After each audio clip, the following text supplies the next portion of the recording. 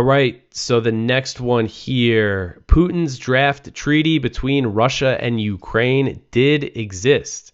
So this article is from Ted Snyder. This is actually one of our viewpoints for today's page. And this is something I've been meaning to write up. I've kind of had it sitting around.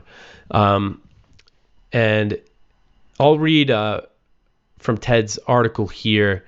So this is about the peace deal that was on the table back in March 2022 and April 2022 when Russia and Ukraine were involved in negotiations. So on June 13th, 2022, Putin announced that Russia and Ukraine had reached an agreement in Istanbul and that the agreement had been initialed by both sides.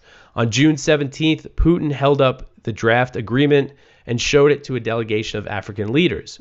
Representatives from each side of the negotiations have confirmed that a peace was within reach and even that a draft agreement had been arrived at. Russian Foreign Minister Sergei Lavrov backed Putin's account, saying that everything was initialed. But this is not just a Russian tale. Former advisor to the office of the president of Ukraine, Alexei Arestovich, who is a member of the Ukrainian delegation in Istanbul, says that the negotiations were successful. And a second member of the negotiating team also reports that they were very close to a deal. Turkey said they were close. A former German chancellor who was involved in the negotiations said they were close.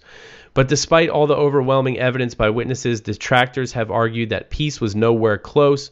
But on March 1st, so this was what I have been meaning to write up but haven't gotten around to it, the Wall Street Journal revealed that a draft peace treaty did exist. The draft that Putin held up for his audience was not a deception. The Wall Street Journal reports that they and others familiar with the negotiations have viewed it, and the draft agreement they viewed bears a very strong resemblance to the one Putin and the delegates to the talks claimed. The 17-page document viewed by the Journal was dated April 15th, 2022. That date is consistent with the timing of the Istanbul communique that Putin held up. So the big things here was that according to this treaty that the Wall Street Journal saw, Ukraine was free to pursue European Union membership. That was the first stipulation. The second was that Ukraine would not be allowed into NATO. The third was that there would be limits placed on Ukraine's military. And the fourth regarded agreements on culture and territory. So a few of the things were not completely worked out and were basically, one thing was the cap on the number of Ukrainian troops that were allowed. Russia wanted to cap it somewhere around 85,000. Ukraine wanted to cap it around 200,000. They still had to work that out.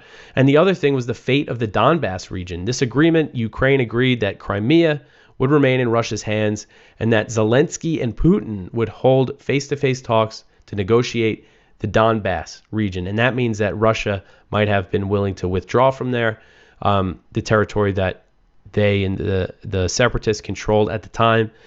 So this is, big. And again, it shows, we've been covering this on antiwar.com, the fact that there was a draft peace treaty on the table and that the U.S. and the West discouraged it, told them to stop negotiating. Let's fight. We'll give you all this money.